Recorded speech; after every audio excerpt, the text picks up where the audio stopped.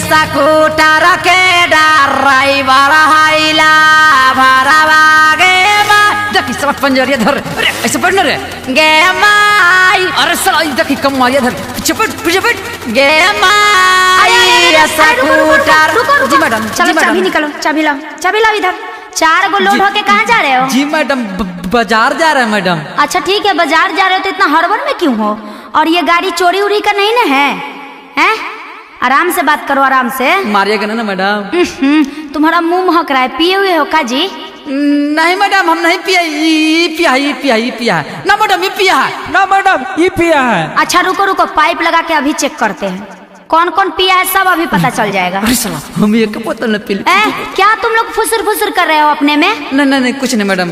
चलो नाम बताओ चालान काटते हैं। मैडम बहुत गरीब है मैडम बड़ी गरीब है हम मैडम। वो सब नहीं जानते हैं, चालान कटेगा तुम्हारा। मैडम बहुत गरीब है मैडम, बहुत गरीब है, एसी में सोते हैं मैडम। बाहर गरीब एसी में सोते हो? मैडम बर्गर पिज्जा खाते हैं मैडम, बहुत गरीब है, छोड़ दीजिए मैडम। अरे ये कौन सा गरीब है जी, एसी में सोते हो बर्गर पिज्जा खाते हो? देखिए ना हम अपाची से घूमते हैं, बहुत गरीब है मैडम, गरीब है, छोड़ दीजिए ना प्लीज। देखिए ना मैडम फटल जींस पहने है मैडम, छोड़ दीजिए मैडम प्लीज।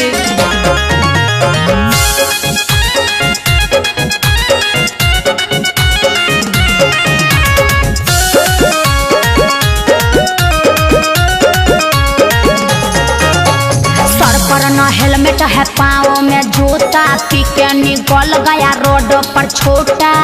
क्या है जी ये तुम्हारा बाप का राज है? सर पर न हेलमेट है पाँव में जूता, पी के निकल गया रोड पर छोटा। का जी कुछ समझ में नहीं आता है?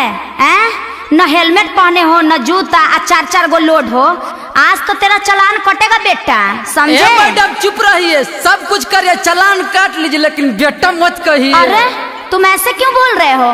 दारू भी पिए हो क्या? रुको मुंह में डाल के चेक करते हैं। आओ इधर आओ। किया इसे मुंह में धारा के थारा मीटर मैडम नाप कीजिए। नहीं माफ नहीं होगा। कुछ ले के मैडम जी। क्या? अरे मैटर को साफ कीजिए। अच्छा कुछ ले के मैडम जी। अरे बोलो ना। अरे मैटर को साफ कीजिए। नहीं ये सब नहीं चलेगा, चालान तो कटेगा ही तुम्हारा, थाना भी चलना पड़ेगा।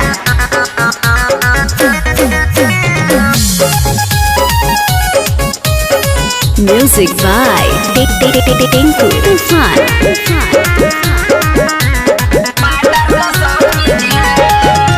लोडिंग है चाप के पिए हो दारू, मिलेगा ना बेल जल जाओगे चारो, समझे? बच नहीं सकते हो।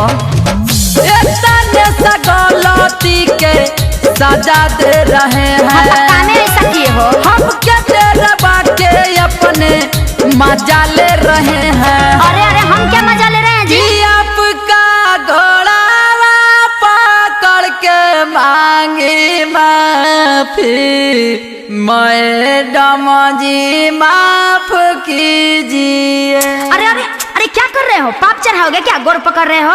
चलो दूर रह के बात करो। कुछ के मैडम जी। अरे मैटर को साफ कीजिए। वो सब नहीं होता है। कुछ के मैडम जी। अरे मैटर को साफ कीजिए। मैडम क्या है? हमको छोड़ दीजिए, हमको कहीं अर्जेंट जाना है मैडम प्लीज। अर्जेंट हम वो सब नहीं जानते हैं, चालान कटेगा तो कटेगा।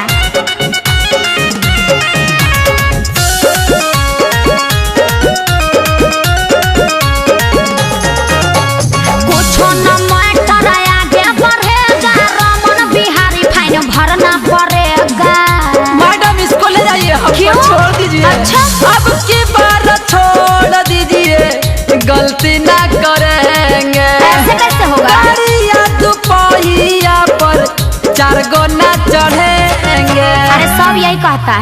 टिंकू बिला डर के जाने दीजिए घर, हम नहीं जानते हैं वो सब। आई से ना गप कीजिए। अच्छा बेटा तुमको गप नजर आ रहा है, एक तो गलती की हो, अब तो तुम जरूर थाना जाओगे। कुछ के मैडम जी।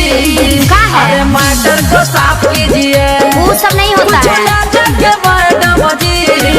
अरे मैटर को ये मैडम ये कुछ पैसा लीजिए, हम लोग को जाने दीजिए, कोई देख रहा है। अच्छा ठीक है, हम तो नहीं ले सकते, यहाँ कैमरा लगा हुआ है। साहब के पास जाओ और चुपचाप दे दो और निकलो यहाँ से, जल्दी निकलो।